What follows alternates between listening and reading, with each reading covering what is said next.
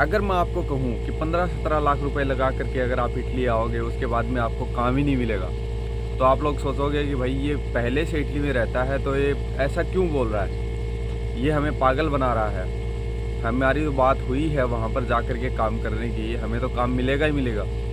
मैं ये बोल रहा हूँ कि अगर आप इटली में 15 से 17 लाख रुपए लगा करके यहाँ पर आओगे कर्जा लेकर के, उसके बाद में आपको यहाँ पर आते ही आपके लेवल का काम नहीं मिलेगा।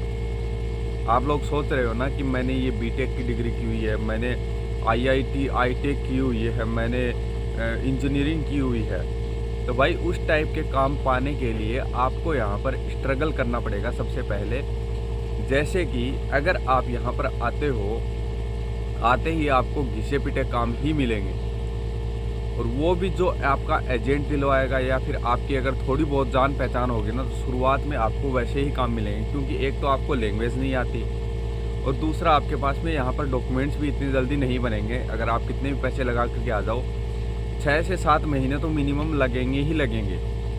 उसके बाद में ऊपर भी और ऊपर और टाइम लग सकता है, 1-1.5 साल भी लग सकता है अगर आप 9 महीने वाले पेपरों में आए हो।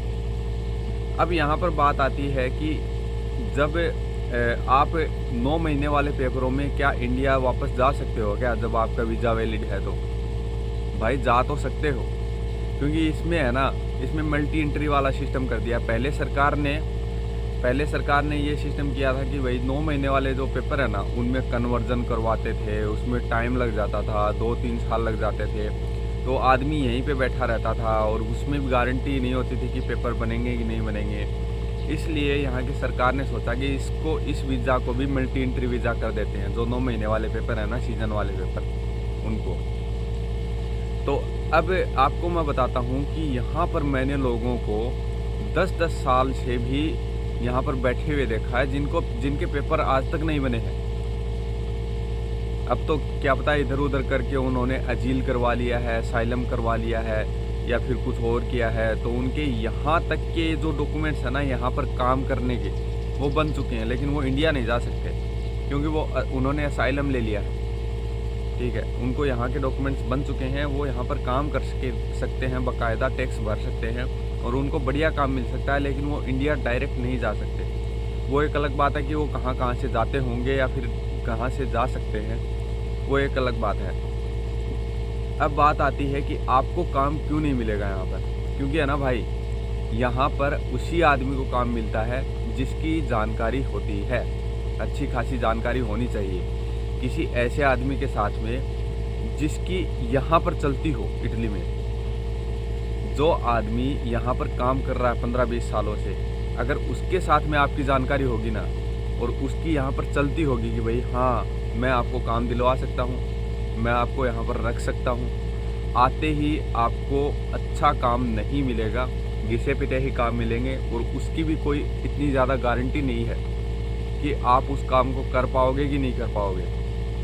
तो मेरी राय यही है भाई, अगर आप इटली आते हो ना, तो आप ये समझ लो कि मैंने उखल में सिर डाल दिया है और ऊपर से मूसड़ होता है ना, मूसड़, वो पड़ेगा नहीं पड़ेगा उसकी आप टेंशन मत लो, उसकी टेंशन छोड़ दो।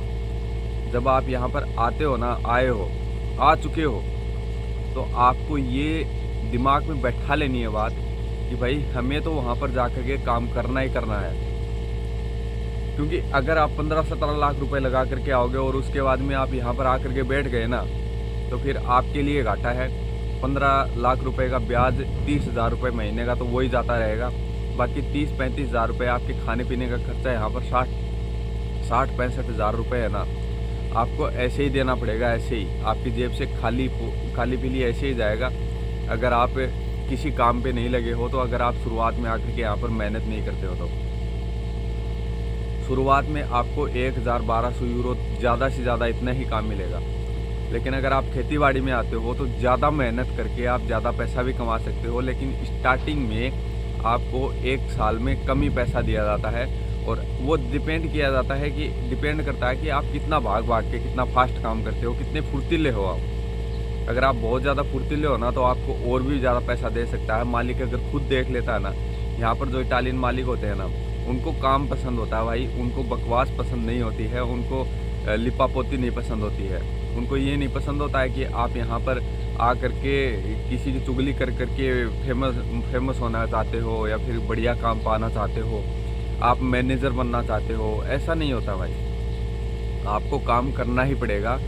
अगर आप जो सुपरवाइजिंग वगैरह का भी अगर देखते हो ना कि भाई हाँ मैं इन लोगों का बताऊंगा, मालिक को मैंने लैंग्वेज सीख लिया है कि भाई ये काम करते हैं कि नहीं करते, मैं इन लोगों से काम करवा लूँगा, तो आपको भी काम करना पड़ेगा।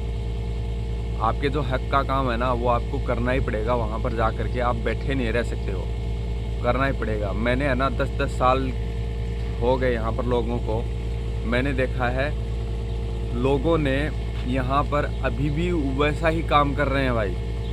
उनके पास में डॉक्यूमेंट्स भी नहीं है, और जिसके पास में डॉक्यूमेंट्स हैं उसको लैंग्वेज नहीं आती है तो वो भी वैसा ही काम कर रहा है। खेती बाड़ी में जा रहा है पूरे दिन 10 से 12 घंटे लगातार। जो नया आदमी यहाँ पर आकर के काम करता है ना उसी तरीके से वो भी काम करता है और उतना ही पैसा कमाता है।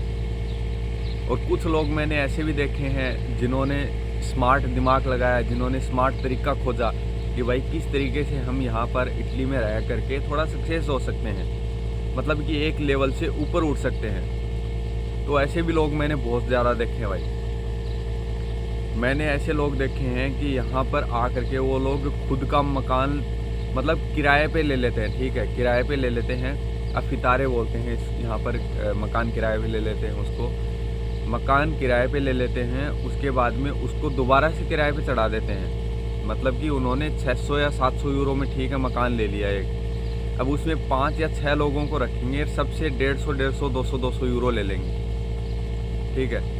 5 लोगों का अगर 150 यूरो लिया है तो 800 850 यूरो वो वहाँ से कमा जाएगा, और खुद का उसमें किराया भी बच जाएगा और खुद के पैसे भी बच जाएंगे।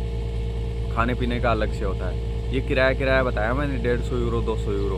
ऊपर वाली साइड में जब जाओगे ना काम करने के लिए तब पता लगेगा कि कमाई कितनी है और खर्चे कितने हैं। क्योंकि कॉस्ट ऑफ लिविंग है ना जो नॉर्थ की साइड में बहुत ज़्यादा है भाई। आप ये मत सोच के आना कभी भी कि मैं तो जाते ही बहुत बढ़िया काम लग जाऊंगा, उसके बाद में कॉस्ट ऑफ लिविंग के हिसाब से मैं यहाँ पे मकान भी ले लूँगा, यहाँ पर सारे मेरे खर्चे वगैरह सब कुछ है ना वो उसी में चला जाएगा, तो बचेगा क्या।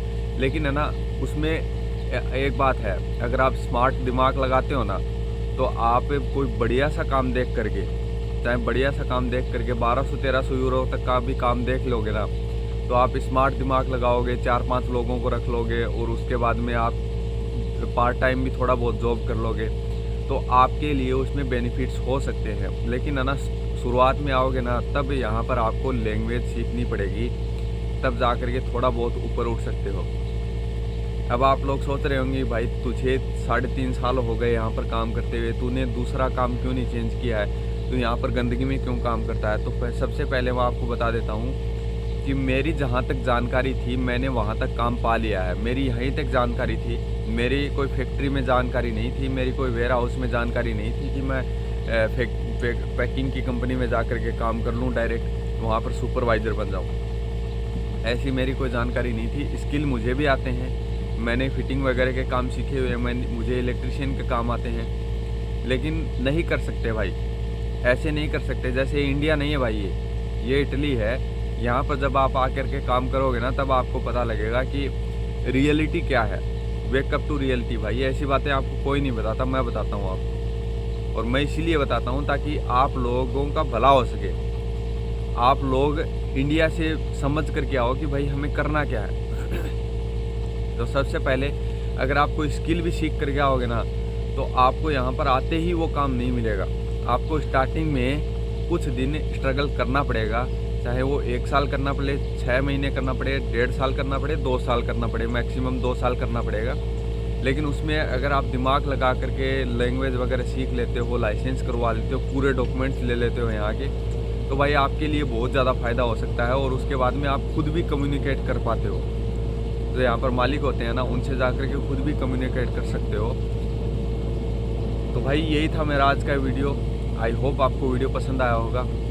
मिलते हैं आपसे अगले किसी वीडियो में, तब तक के लिए take care and bye bye.